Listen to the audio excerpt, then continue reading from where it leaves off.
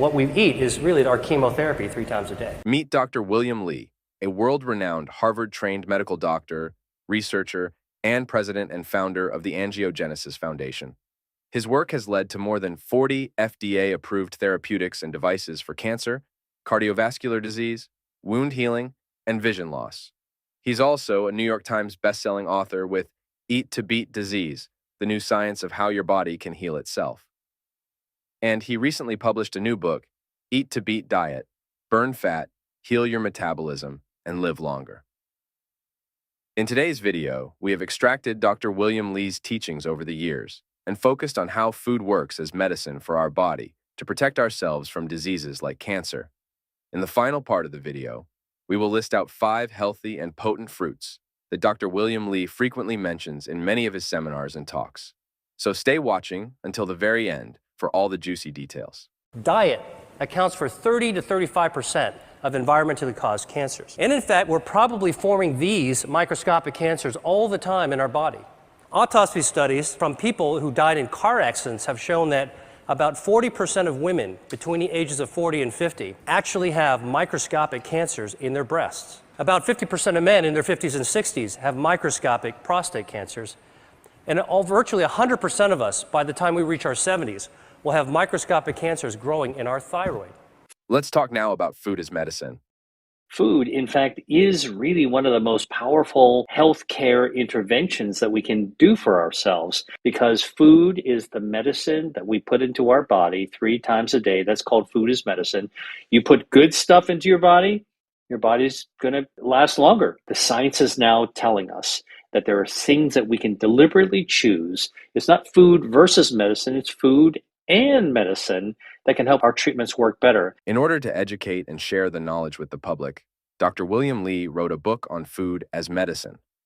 It is important to note that it's not just 5 fruits that we will look at in detail in the video, but many varieties of natural foods that can be considered as food medicine and help our body become healthier. I think this is the first book that ever did 150 foods that have been shown by human clinical research that they can actually improve your metabolism, decrease the amount of body fat, reduce your waistline, and improve things like your blood sugars and your insulin sensitivity and the healthy hormones that relate to your metabolism. In many seminars and interviews, Dr. William Li frequently mentions some fruits more than others. Here are the top 5 fruits that often come up in his narratives, starting with tomatoes. Well, the best example I know is this study of 79,000 men followed over 20 years, in which it was found that men who consumed cooked tomatoes 2 to 3 times a week had up to a 50% reduction in their risk of developing prostate cancer. Now, we know that tomatoes are a good source of lycopene, and lycopene is anti-angiogenic. But what's even more interesting from this study is that in those men who did develop prostate cancer, those who ate more servings of tomato sauce actually had fewer blood vessels feeding their cancer. Lycopene is a fat-fighting bioactive. Here's what it does. It actually takes our harmful fat and helps to burn it down by activating a special kind of fat we have in our body called brown fat. So good fat can burn down white fat, which is harmful fat, dangerous fat, and eating tomatoes will light that up, improve your metabolism, improves your metabolic profile overall, lowers bad cholesterol.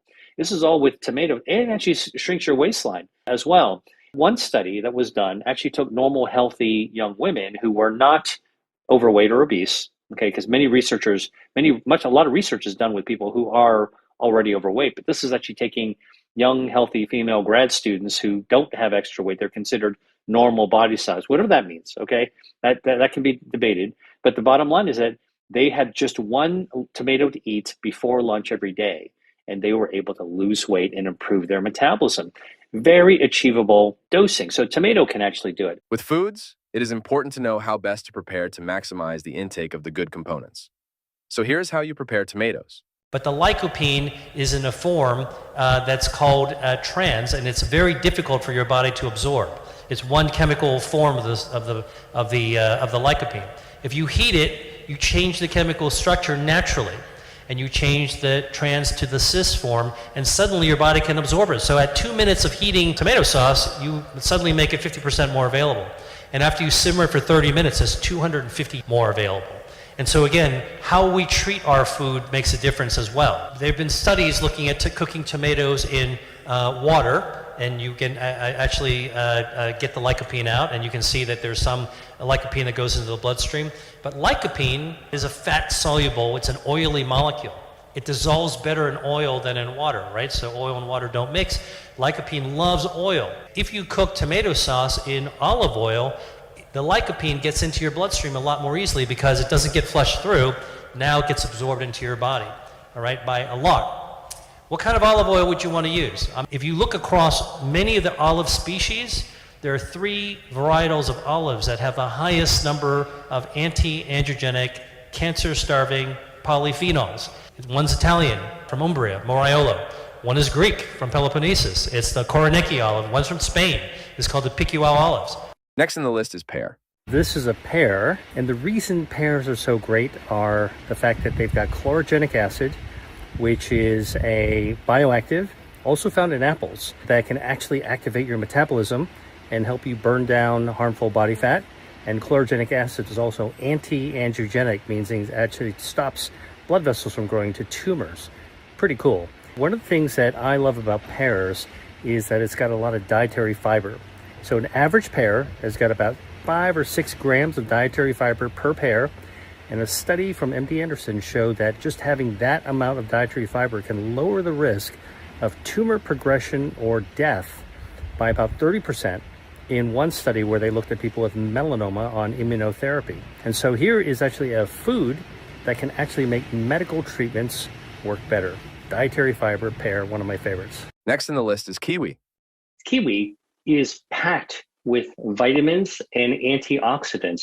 And it's been shown that eating just 1 kiwi a day can actually cause your blood to be fortified to neutralize about 60% of the incoming damage from DNA. And if you eat 3 kiwis a day, okay, which is pretty easy, right? You can put it into a yogurt, okay? It's something that simple, actually will build itself back up so that damaged DNA will be repaired. This is a study, a very small study, but an important one that just shows a proof of concept out of Singapore. They gave female volunteers 2 kiwis a day for 4 days and then looked inside their stool to see what happens. In the first 24 hours, they had 35% more lactobacillus in their stool, just from eating the kiwi. The fiber in the fruit, feeding the bacteria, changing the population, and the bifidobacteria increased by 17% over the 4 days.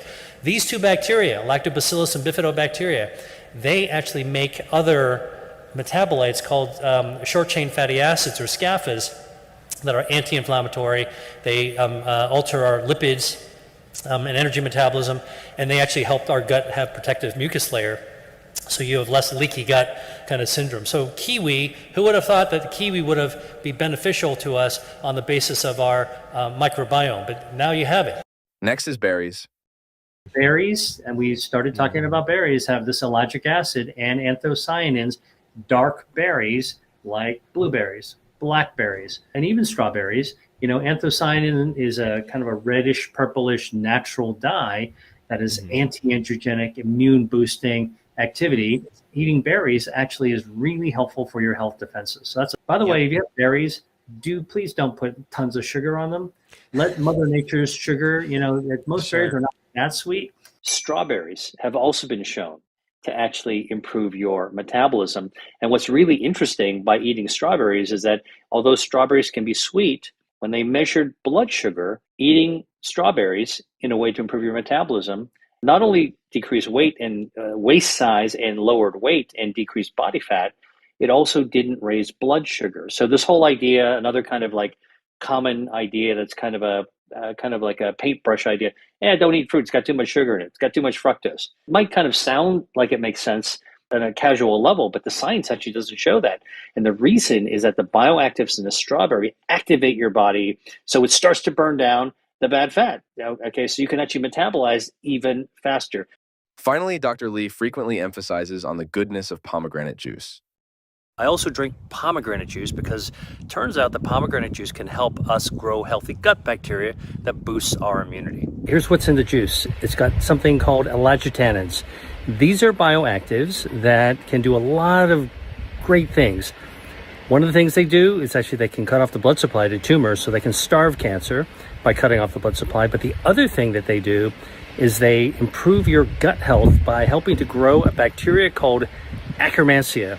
This is a guardian of the gut and guardian of health, and it actually comes from the pomegranate. So don't be afraid to pick one of these things up, eat the seeds, and juice them if you dare. Bacteria Akkermansia, which can be grown by drinking pomegranate juice or Concord grape juice or cranberry juice, that seems to be present in every patient who's a positive responder. They benefit. The tumor is wiped out by your immune system in people who get checkpoint inhibitors for their cancer, because we don't know who responds and who doesn't respond.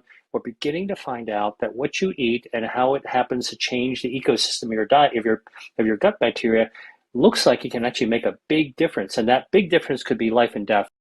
As a final remark, this is how Dr. William Li summarizes his study on foods as medicine. Eat fresh whole foods, mostly plant-based, and cut down or cut off red meat and ultra-processed foods. It's super easy. And remember, there are no superfoods. There's no single food that's going to protect you. It's all the foods that you choose to eat, the diversity, that can help keep our bodies strong. What we choose to eat every single day can make a big difference in our immunity. If you found this video helpful, then don't forget to like and subscribe to our channel so that you can get more informative health-related videos in the future. Thanks for watching. See you in the next video.